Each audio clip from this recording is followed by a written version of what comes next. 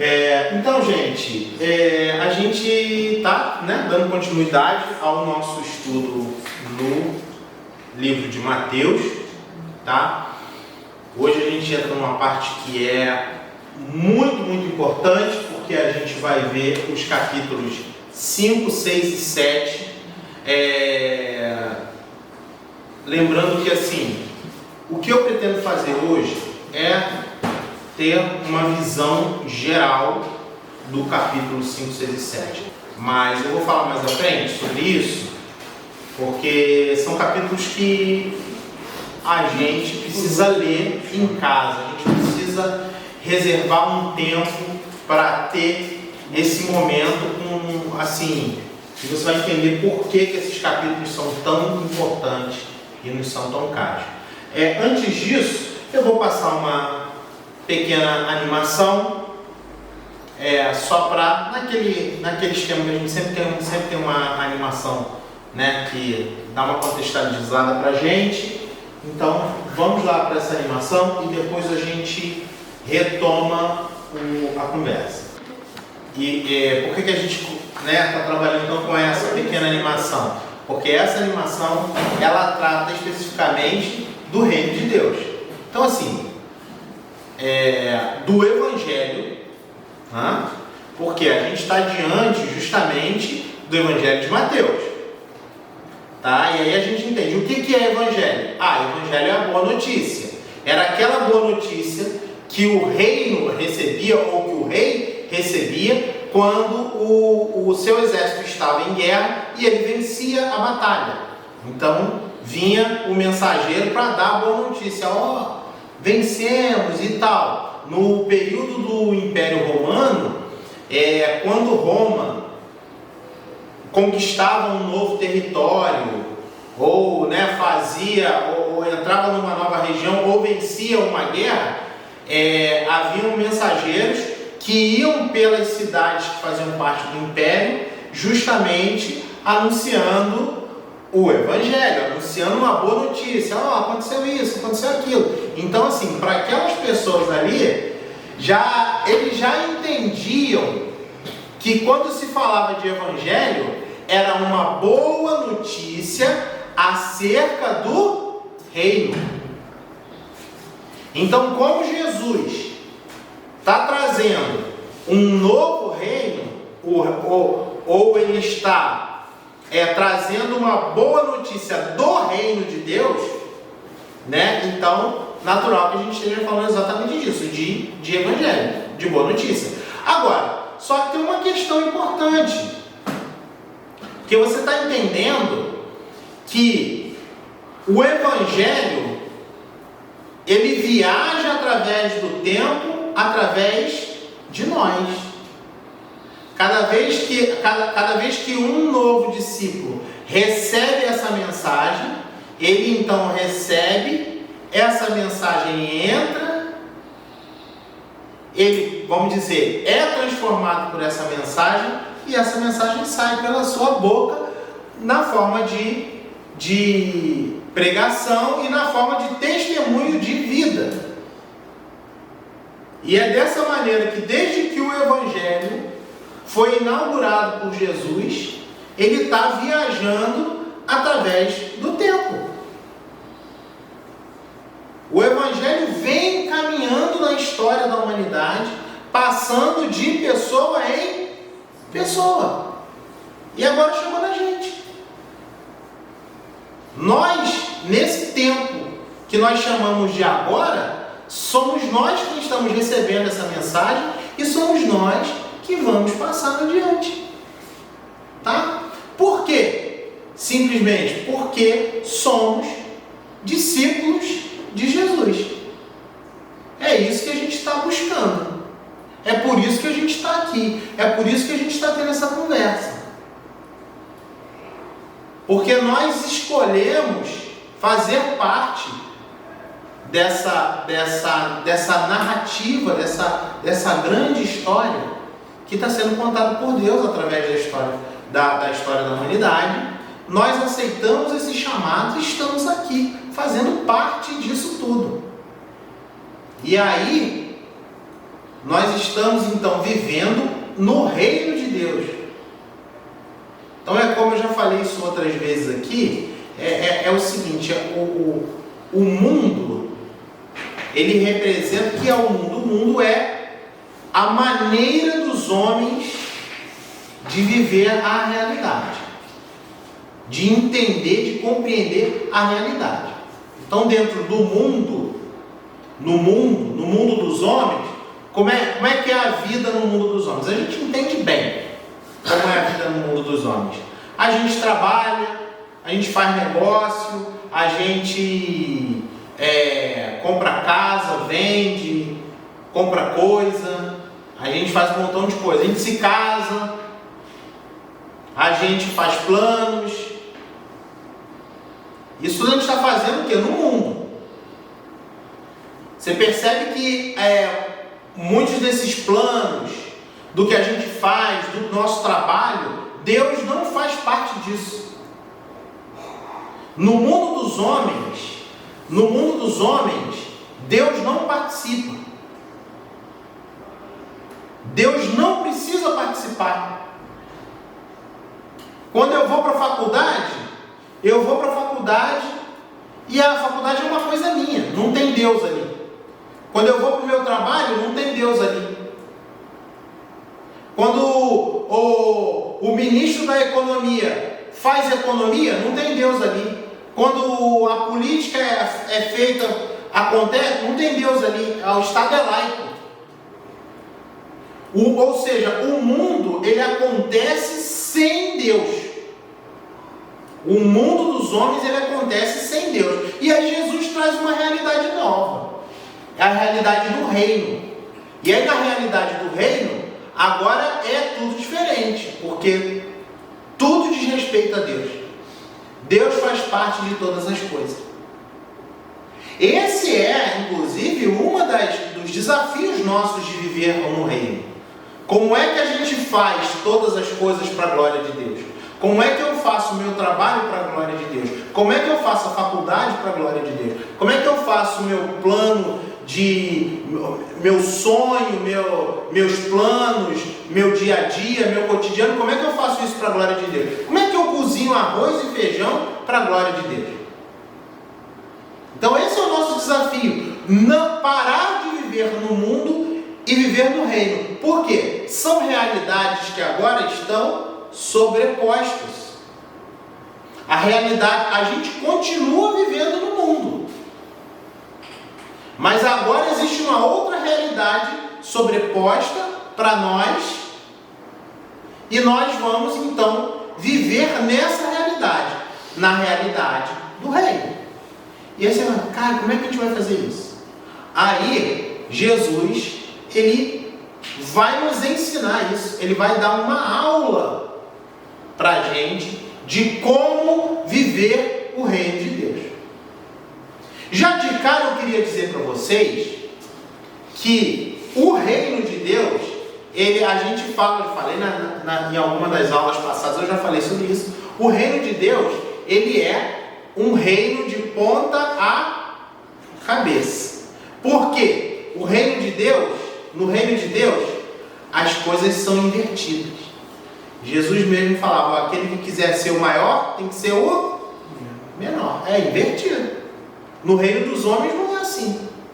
No reino dos homens, quem quiser ser o maior, tem que ser o maior mesmo. Tem que se fazer, tem que ser poderoso, tem que ser rico, tem que ter dinheiro, tem que ter votos, tem que ter domínio, tem que ter carisma. É assim que é no reino dos homens. No reino dos homens, quem quiser ser o maior tem que ser rico, poderoso e passar com roubo compressor por cima de tudo e de todos. Os fins justificam os meios. É assim que funciona no reino dos homens. Os fins justificam os meios. Mas no reino de Deus não. É invertido. Então, se você quer ser o maior, você tem que servir, você tem que ser servo. Aí, nessa brincadeira, eu vou sugerir até um livro para vocês, que é o livro O Reino de Ponta Cabeça, do Donald B. Craig. Esse livro ele foi lançado pelo Jesus Cop, né? Numa parceria com a editora Mensagem para Todos. É um livro muito interessante porque vai tratar justamente sobre isso, né? Como o reino de Deus é um reino de ponta a cabeça. Então a gente já entendeu que a gente está falando sobre Jesus e os seus discípulos. Você é um discípulo de Jesus. Você é um discípulo de Jesus e uma discípula de Jesus. A gente olha para a Bíblia e às vezes a gente não se vê ali dentro. Mas a gente precisa começar a olhar para esses textos e ver que nós fazemos parte disso. Tá? Então vamos lá. E no início do capítulo 5. Jesus, então, ele começa a juntar seus seguidores. No finalzinho do capítulo 4, ele vai dizer para a gente que Jesus, então, começa a andar pela região e começa a ser seguido. As pessoas começam a seguir. Ele vai nas sinagogas, ele chega nas sinagogas, ele prega, ele fala. As pessoas vão vendo ele falando, vão vendo que, assim, que o cara tem um jeito diferente de pregar, de falar, fala com autoridade e tal. E aí as pessoas começam a seguir Jesus. E nessa de seguir Jesus, o que ele começa a fazer? Ele começa então a escolhe alguns como seus discípulos, os primeiros discípulos, mas um montão de gente começa a seguir ele e está sempre ali ouvindo, tá? E aí a gente tem uma coisa importante, porque o povo judeu estava esperando a vinda de um Messias. Esse Messias, as profecias, a gente viu isso, as profecias falavam de um Messias que ia ser maior que Moisés, que ia ser um grande profeta e tal. O que a gente tem aqui? A gente tem uma coisa interessante, porque assim como Moisés, né, que sobe ao monte, o que a gente viu, a gente até falou sobre isso na aula passada. Moisés, ele sobe ao monte para receber as leis de Deus. E ele volta do monte, então, com as tábuas, com os mandamentos e com os termos da aliança. Isso quando a gente está vendo, a gente está vendo lá já no início mesmo, né? Do Pentateuco ali, isso já no livro de Êxodo, mas a gente está vendo o quê? Moisés trazendo para o povo a lei dada por Deus, para o povo começar a seguir justamente a partir daí, tá certo? E aí o que Jesus faz? O que Mateus está nos mostrando? Jesus então subindo no monte e entregando as leis. Só que ele é o próprio Deus. Então ele não recebe a lei de Deus, mas agora é o próprio Deus falando e passando para os discípulos. É como se agora nós estivéssemos, olha isso é belíssimo. É como se agora nós estivéssemos no lugar de Moisés. E a gente está subindo o monte para receber de Deus os termos da aliança. Entendeu? Então, quando a gente está lendo, quando a gente chega no capítulo 5 de Mateus, somos nós subindo essa montanha, somos nós subindo esse monte para receber de Deus os termos da aliança. É por isso que o Sermão da Montanha, ele é tão importante para nós. Ele é tão importante. E aí o que acontece? Jesus, então, nesse sermão, Jesus, então, vai. Porque tem uma coisa, gente. Geralmente o povo vai... Ai, pastor, estou cansado de ouvir pregação sobre o Sermão da Montanha. Sempre tem pregador que traz o Sermão da Montanha. Não tem. Sabe por quê? Porque o pregador geralmente ele faz assim, ele prega, e eu já preguei assim também, né? Ele prega as bem-aventuranças. E aí você sai achando que as bem-aventuranças são o Sermão da Montanha. Não são. As bem-aventuranças são o iniciozinho do Sermão da Montanha. O Sermão da Montanha começa no capítulo 5 e vai até o final do capítulo 7. É longo, é extenso. A gente fica às vezes vendo só picadinho. Então eu quero te encorajar, como um exercício, um dever de casa, né? A te encorajar no seguinte: gente, leiam e meditem no capítulo 5, 6 e 7 de Mateus. Por quê? É a aula mais importante para a gente. É a aula mais importante para a gente. Tá? Por que isso? Porque eu até coloquei ali, ó.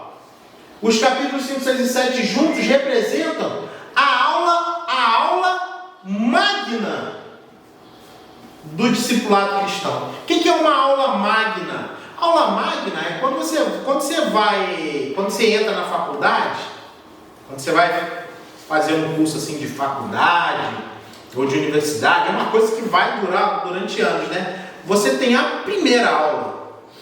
Geralmente a gente tem a primeira aula como a aula mais importante, né? É aquela aula que vai ser assim, o início da tua jornada naquela cátedra, naquela cadeira, né? Assim, às vezes usa esse termo, naquela disciplina. Então, assim, vou estudar advocacia. Então, você estudou, se preparou para entrar na faculdade, passou na prova, aí você vai chegar um dia lá na tua vida, que você vai ter a primeira aula no curso de advocacia.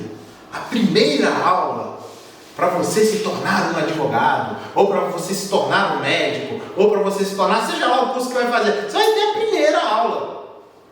Essa aula é a aula simbólica, importantíssima. É a aula magna. É a primeira, é a mais importante. O Sermão da Montanha é a nossa aula magna.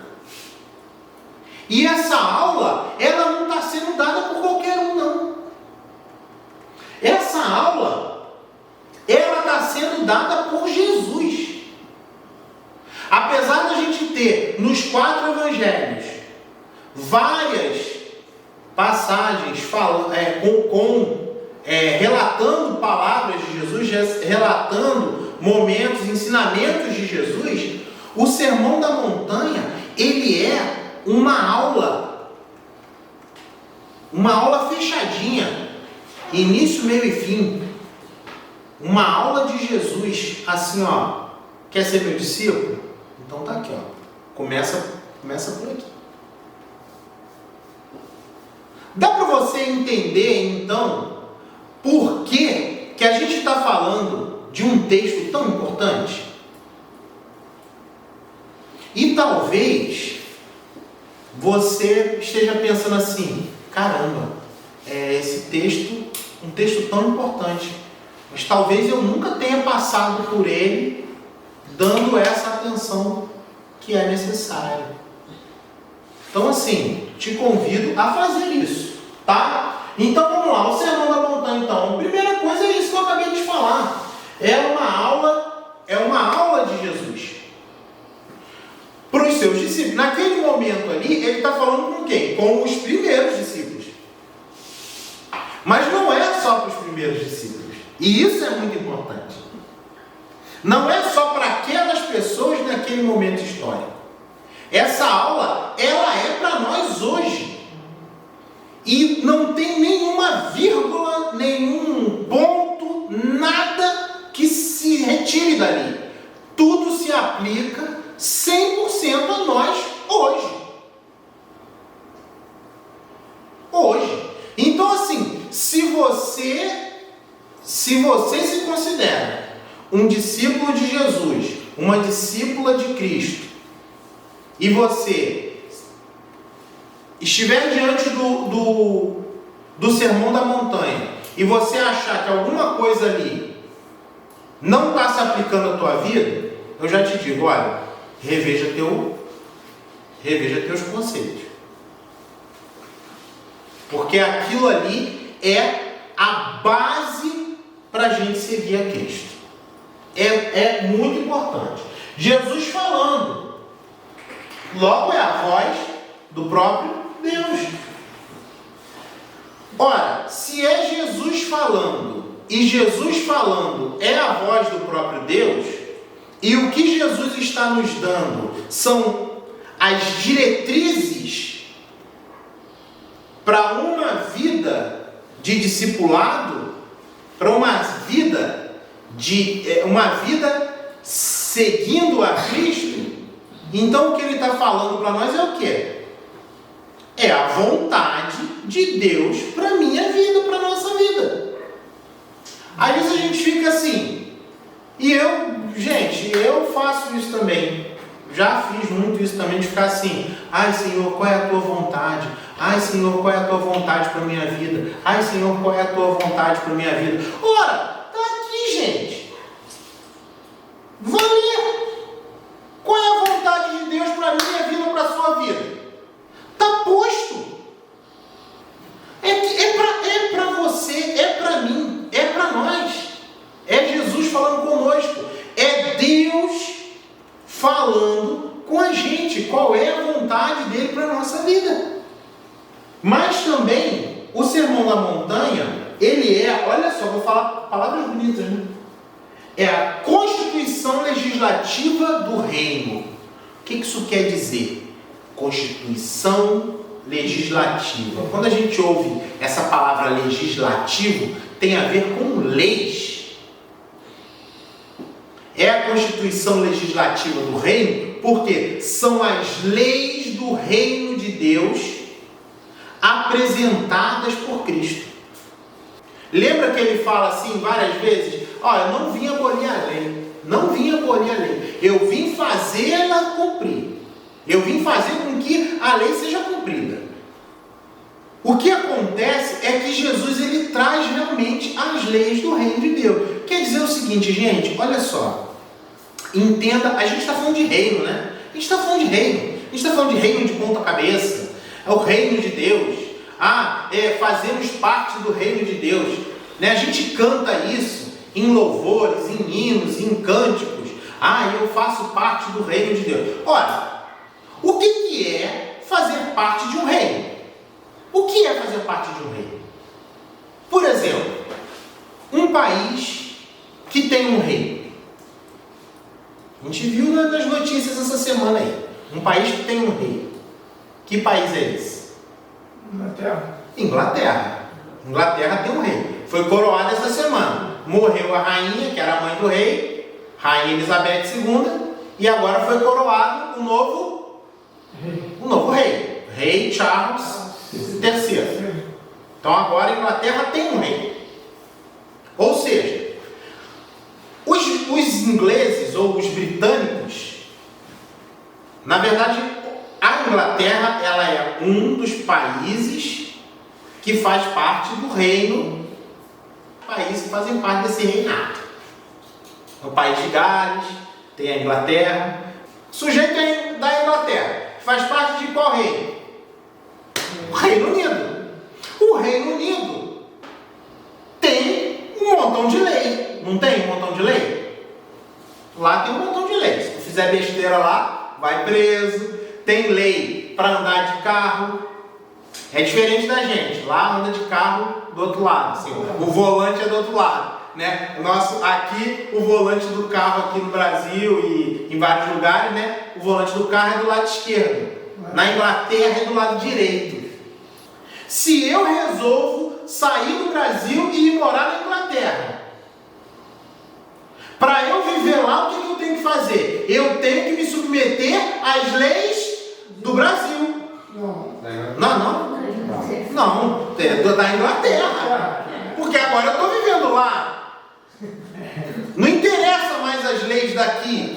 Interessa as leis De lá. E o que acontece? Veja bem, o que acontece se eu chegar na Inglaterra, estou vivendo na Inglaterra, mas quero seguir as leis do Brasil? Não é preso. Ficou preso, vai dar ruim. Ainda mais se a gente quiser seguir as leis do Brasil, igual a gente segue as leis do Brasil. Aqui é Brasil, não. Né? Só que lá vai preso. Aí, pô, gente, Aqui não vai, não. Cezinha, exímio motorista, quantos anos de prática aí de profissão? Pô, tem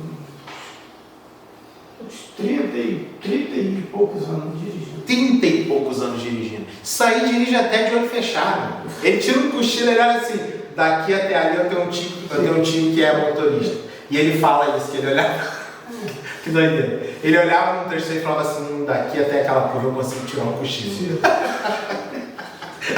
Aí, César é isso aí, daqui até ali eu consigo fechar o olho um pouquinho. Aí, 30 e tantos anos trabalhando, vai agora ser motorista no Reino Unido. Gente, se piscou, cometeu uma infração. Por quê? Porque você não está habituado com as leis de lá. E então agora o que você vai ter que estudar? As leis de lá. Aí só que a gente então, agora a gente faz parte do reino de Deus. Você agora está vivendo no reino de Deus. Você quer ser cidadão do reino de Deus. Você quer tirar onda com a camisa do pertenço a Jesus. Cidadão do reino. Põe um adesivo no carro. Foi Deus que me deu. Foi Deus que me deu. Nossa sinal, sabe calçada. Mas não quer seguir a lei do reino. Aí eu te pergunto, se você está vivendo no reino, mas não conhece as leis do reino, você, o que vai acontecer com você? Em algum momento vai ser condenado. Ai, mas eu sou cristão. E aí Jesus fala assim, mas no dia em que tiver que prestar conta, eu vou dizer, apartai-vos de mim, pois não vos conheço. Porque vocês falam de mim com a boca, mas o coração está em outro lugar. O Sermão da Montanha, ele é isso, a constituição legislativa do reino. Ele é a base legal do reino. São as leis essenciais do reino de Deus. São as leis essenciais do reino de Deus. Está aí na tua Bíblia, está na tua mão. Capítulo 5, 6 e 7. Ou seja, se a gente está falando da constituição legislativa do reino de Deus, ora, a gente está falando, que Jesus está nos apresentando a maneira de viver do servo de Deus. Qual é a maneira de viver do servo de Deus? Como é que um servo de Deus deve viver, deve se comportar, deve fazer negócio, deve ir para a faculdade, deve ir para o trabalho, deve se casar? Qual é a maneira? Ora, está aí, está na tua mão aí. A gente está falando do maior discurso de Jesus reunido e registrado. Então a gente está diante do maior discurso reunido e registrado acerca de Jesus. Eu estou te falando que o capítulo 5, 6 e 7 é Jesus falando. É um discurso é você diante da palavra de Jesus. E o Sermão da Montanha não é um sermão, por assim dizer, popular. Porque ele não vai passar a mão na tua cabeça para te fazer se sentir bem com os teus pecados, com os teus erros. Pelo contrário, ele vai te confrontar. Ele vai confrontar a tua vida. E vai confrontar onde você está errando. E se você for uma pessoa que mente, isso vai soltar na tua frente. Se você for uma pessoa que adultera, isso vai soltar na tua frente. Se você for uma pessoa que tem pensamentos ruins, isso vai soltar na tua mente. Se você é uma pessoa que é, por fora está lá, tranquila, calma, mas na tua mente você é lascivo, você é, sei lá, uma pessoa enraivecida, uma pessoa que odeia, uma pessoa que pragueja, uma pessoa que reclama, uma pessoa negativa de qualquer forma que seja. O Sermão da Montanha, ele vai te exortar e ele vai te obrigar a se olhar no espelho. Ele te obriga a se olhar no espelho e te pergunta assim: é assim que vive um servo do Senhor? É dessa maneira que se comporta um servo de Deus? É com essa boca que você vai louvar ao Senhor? É com essa mão que você vai ofertar? É isso que faz o Sermão da Montanha. E isso, nem todo mundo está querendo ouvir esse tipo de mensagem. Nem todo mundo.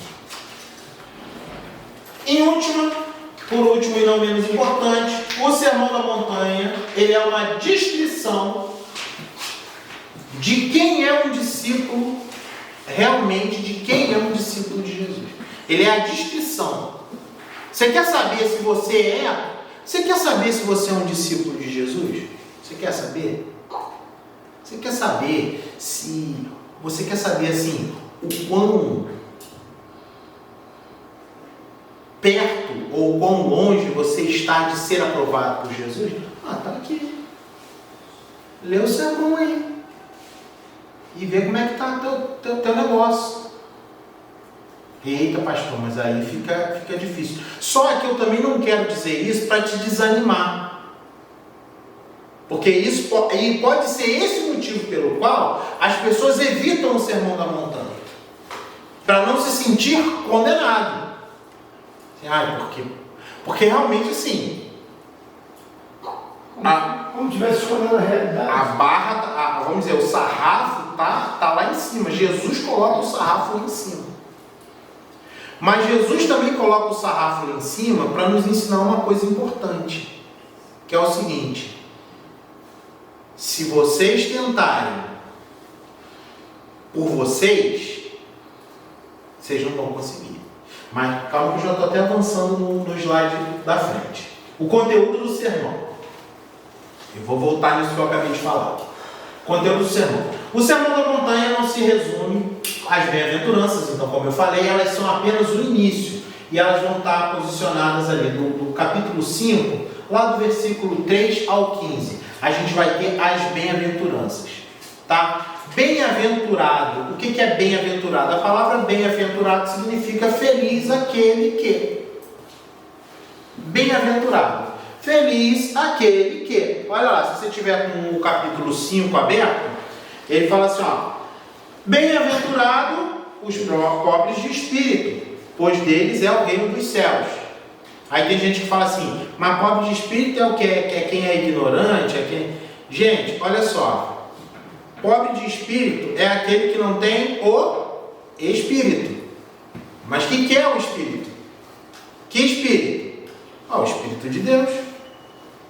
Aquele que é pobre do Espírito Santo, não tem o Espírito Santo, mas deseja o Espírito Santo. Então é bem-aventurado o pobre de espírito. Porque dele é o reino dos céus. Não é ser ignorante. Porque o reino não é de quem é ignorante. Porque quem é ignorante é quem ignora. E às vezes quem é ignorante, o ignorante ignora, inclusive, a realidade do reino de Deus. Que nos é revelada, que a nossa mente é aberta para essa realidade através do próprio Espírito Santo. Então é como se ele dissesse assim, feliz é aquele que não tem o Espírito Santo, mas o busca, o deseja. E é esse que vai receber, que vai entrar no reino dos céus, que vai receber o reino dos céus. Né? Aí vai, bem-aventurados que choram, felizes aqueles que choram, é até contraditório. Feliz é o que chora? Por quê? Porque aquele que chora vai ser consolado.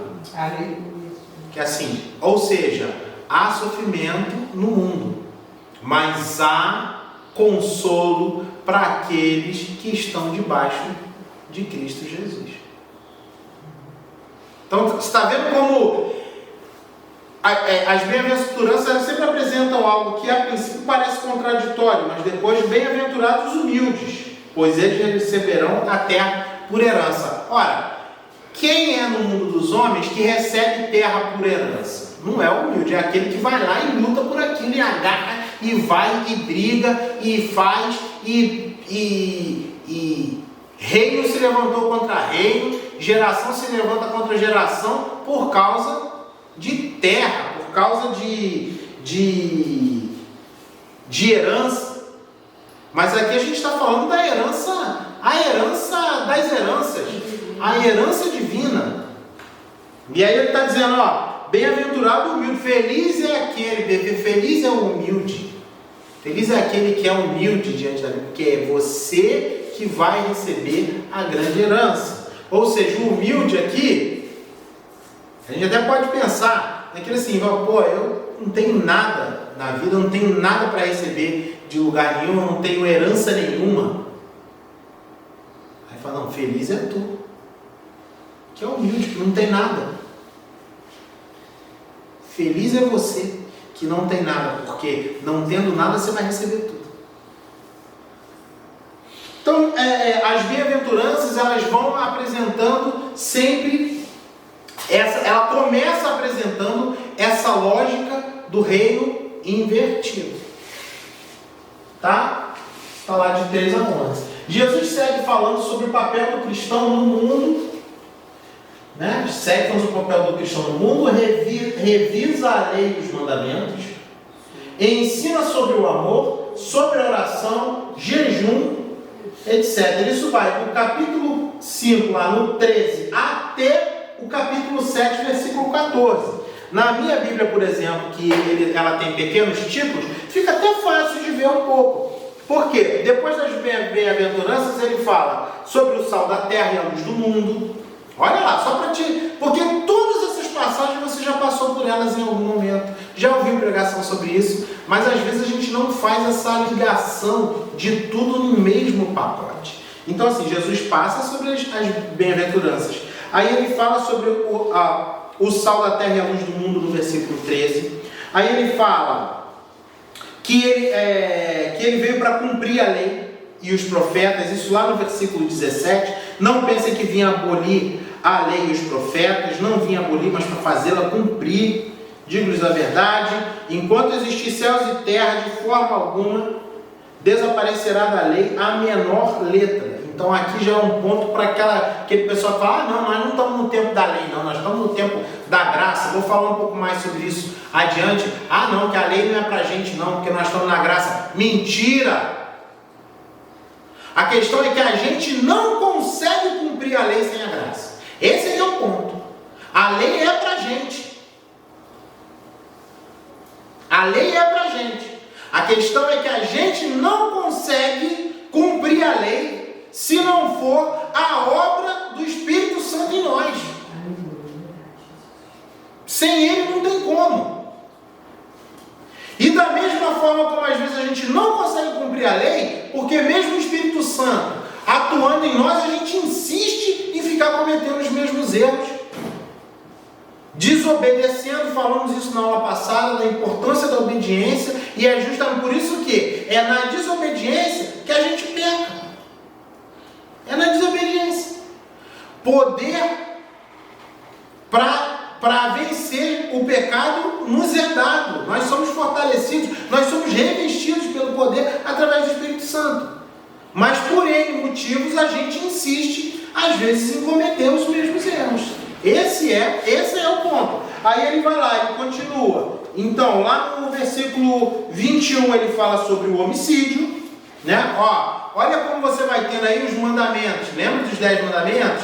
Não matar, não roubar, não adulterar. Aí Jesus vem falando sobre o homicídio, sobre o adultério, sobre o divórcio, lá no versículo 31, sobre os juramentos, lá no versículo 33, Os mandamentos, nos 10 mandamentos, não fala, por exemplo, você não mentir.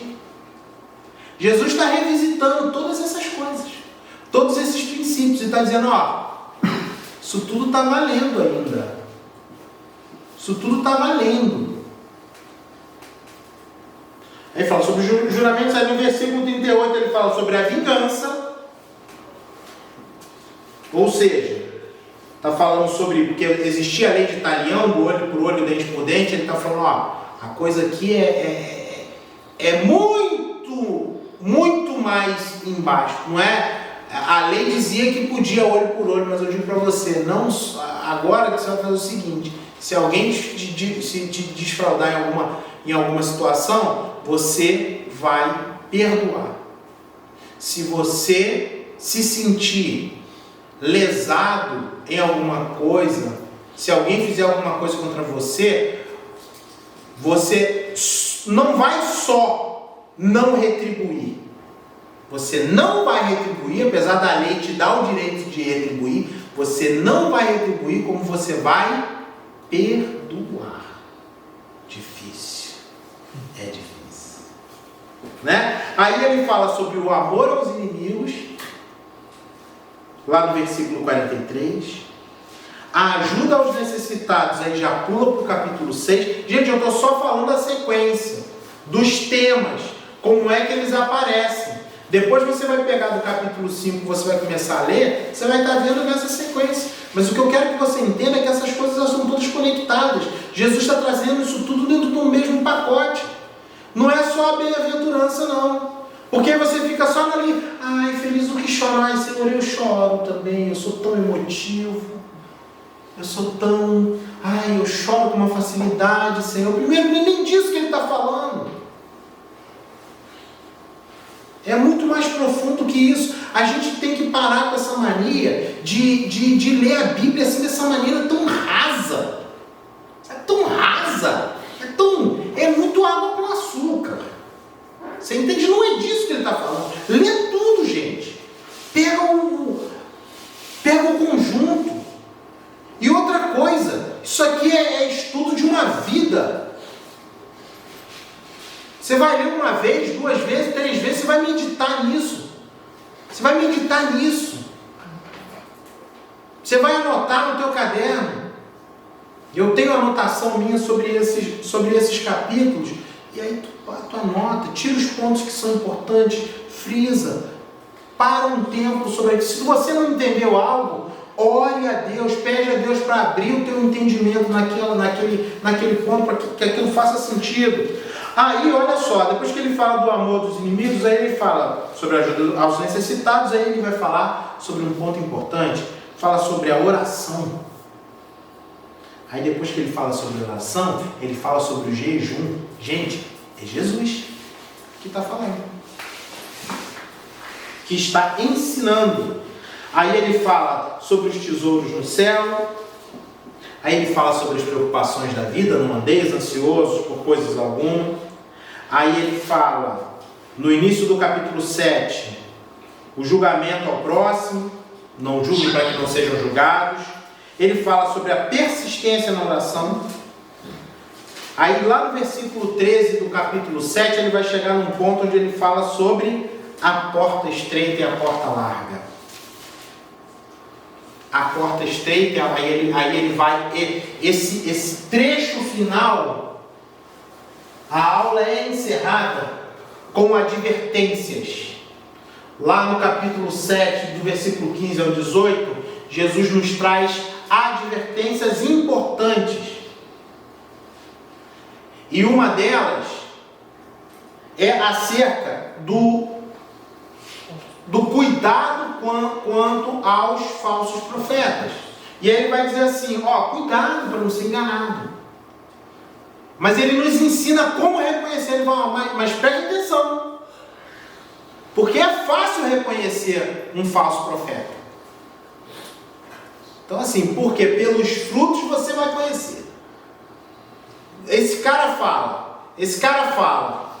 O que ele está falando, ele vive isso? Ele vive isso daí que ele está pregando? Se não vive, tu já sabe. é pelos frutos. Chega um sujeito novo na igreja, ainda mais se for jovem, bonito, rico. Se a gente achar que é rico, aí ó, a gente estende até tapete pro sujeito passar. Estava ouvindo um cara falando uma coisa e é verdade. Quer ver uma coisa? Sujeito, principalmente se for artista, Político. aí assim, por exemplo, artista. O cara, ó, artista. Aí o cara era artista, músico. Gravou disco, fazia sucesso. Se converteu, no dia seguinte ele está no púlpito pregando. No dia seguinte, o pessoal dá o púlpito para o cara dar testemunho. O sujeito acabou de aceitar Jesus. Nem conhece as leis do mundo. Nem conhece, nem sabe, vai ensinar um montão de besteira. É consagrado, pastor, pastora, tudo. Acabou, mas sabe o que acontece? Ó, dinheiro, vai ser dízimo alto, vai trazer oferta alta. Aí, os pastores já abrem todas as portas. Não, vem meu irmão, vem. E vem. Daqui a pouco o sujeito faz uma arruaça. No meio da igreja, divide a igreja, leva a parte das ovelhas para outro lugar. Mas tudo por quê? Porque não se prestou atenção nos frutos. Antes de prestar atenção, ver direitinho, ouvir, ver como é que se comporta. Gente, a Bíblia é clara. A Bíblia, quando fala como é que você tem que fazer para ordenar alguém ao diaconato ou ao presbitério, né? Assim, como é que você escolhe um pastor, como é que você escolhe um diácono para a igreja. Paulo está lá, fala, preste atenção como é que é a vida dele, olha como é que ele é em casa com a mulher e com os filhos, vê como é que ele administra a casa dele, porque se ele não administra bem a própria casa, por que você acha que ele vai administrar bem a igreja? O que Paulo está dizendo? Está dizendo exatamente isso. Gente, olha para os frutos do sujeito. Vai conhecer. É assim. É comer com. É ceiar com. Ceiar não é tomar suquinho de uva e comer pão, não. É pão plus vita cortadinho quadrado, não, gente. Ceiar com o irmão é você sentar na mesa e comer com ele. É vida na vida. Só que a gente está vivendo uma igreja que a gente não se conhece. Ninguém se conhece. Não sabe o que um, não sabe o que o outro faz. O pastor não sabe o que as ovelhas fazem, as ovelhas não sabem o que o pastor faz, e é isso aí. E a gente fica fingindo que está vivendo no reino.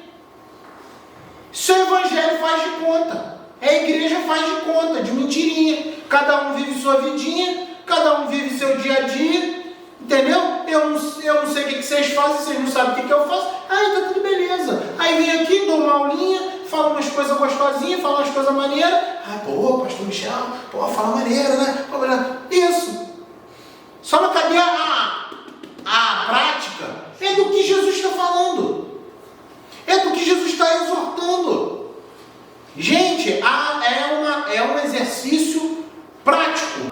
Então assim, você vê que ele o sermão ele vem assim, numa introdução, ele te dá uma introdução ali nas bem-aventuranças, aí ele vem com o tema. Batendo, tema. Tum. Aí quando chega no final ele fala assim, mas presta atenção, para não ser enganado, para ninguém te ensinar uma coisa diferente do que eu estou falando aqui. Então preste atenção, porque vai ter gente tentando te ensinar algo diferente, e se vier algo diferente, aprende a reconhecer, tá? Então o que o sermão da montanha está nos encorajando, está nos apresentando? Ele está nos apresentando ao discipulado cristão. O que é discipulado? É ser discípulo de Jesus.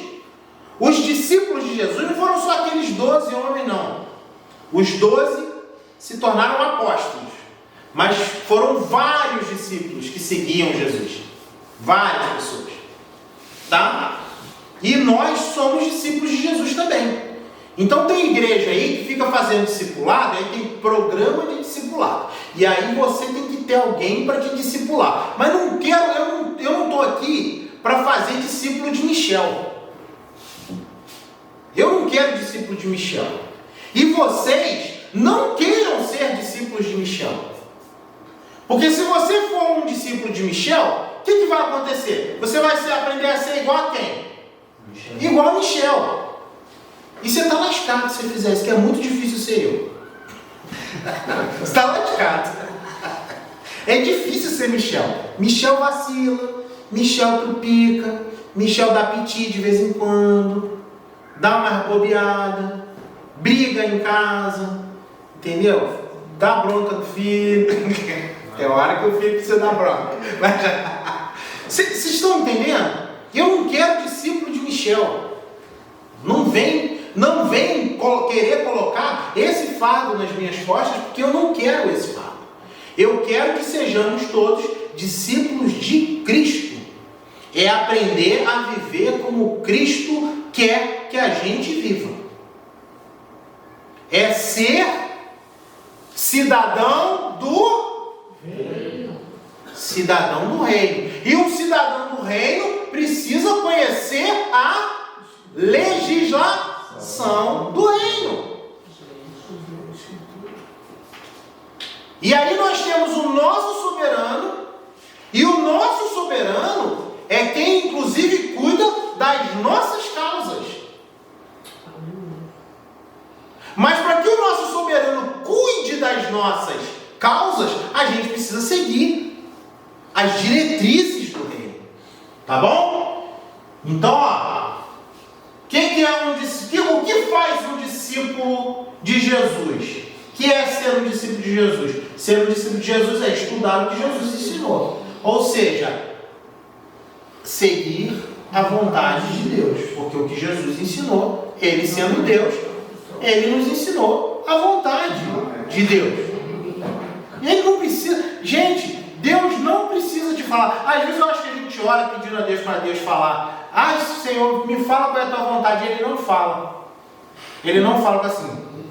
Não vou falar.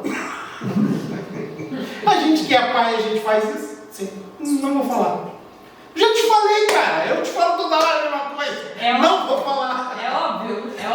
Toda hora eu te falo isso. Não vou falar. Aí tá, Senhor, tu não tá falando. Senhor, fala comigo. Só vai ler a Bíblia. Vai ler a Bíblia. Vamos ler a Bíblia, gente. 2. Não é uma jornada teórica. Não é uma jornada teórica. Discipulado é vida, é prática. É prática. Discipulado não é para ser vivido dentro da igreja. Discipulado é para ser vivido inclusive na igreja. Inclusive na igreja. Era até melhor mesmo que você fosse discípulo de Jesus fora da igreja e não aqui. Sabe por quê? Porque aqui é fácil. Dentro da igreja é moleza ser discípulo de Jesus. Oi, irmão, Pai do Senhor, irmão. Meu irmão, abraça aqui. Pai do Senhor. Ai, tô feliz que eu tô te vendo aqui hoje. Feliz de estar com você na casa do Senhor. Me alegrei quando me disseram, vamos à casa do Senhor. Isso dentro da igreja é mole. Isso é muito importante. Discipulado, número 3. Não acaba, é para a vida toda. Então assim, não tem um curso de intensivão, 2 semanas, 3 semanas, os 70 dias para se tornar... Não, é a vida inteira. A gente vai estar constantemente avançando. É um estilo de vida radical. Gente, isso aqui é importante. Eu botei ali graça, cara. É interessante falar de graça porque a gente pensa na graça como algo gratuito, né? Tem esse livrinho aqui. Isso aqui é um clássico da literatura evangélica. Discipulado do Dietrich Bonhoeffer. O Dietrich Bonhoeffer, ele fala sobre a graça cara e a graça barata. Olha o que ele diz aqui na página 20. ele vem falando sobre o que ele está conceituando como graça barata. Olha o que ele diz aqui. A graça barata é a pregação do perdão sem o arrependimento. É a pregação do perdão sem o arrependimento do pecado. É o batismo sem a disciplina eclesiástica. É a comunhão sem confissão de pecados. É a absolvição sem confissão pessoal. A graça barata é a graça sem discipulado. É a graça sem cruz. É a graça sem Jesus Cristo vivo e encarnado. O que ele está dizendo aqui? Que graça barata é esse evangelho água com açúcar que a gente está ouvindo por aí à torta direita, que diz o seguinte: não, meu irmão, o preço está pago, você não precisa fazer mais nada não precisa se preocupar com nada não. E aí ninguém tem que assumir compromisso, ninguém tem que assumir mudança de vida, ninguém se arrepende. Houve pregação sobre o pecado, mas não se arrepende. Se batiza na igreja, mas não aceita o discipulado. Não perdoa. Não quer ter comunhão, mas não confessa. Quer ter comunhão, mas não confessa. Então, Bonhoeffer está falando sobre essa questão. O discipulado, ele exige um estilo de vida que ele é radical. Não é fácil, muitas das vezes não é fácil. Muitas das vezes a gente se vê caminhando por uma trilha em que a gente se sente desconfortável.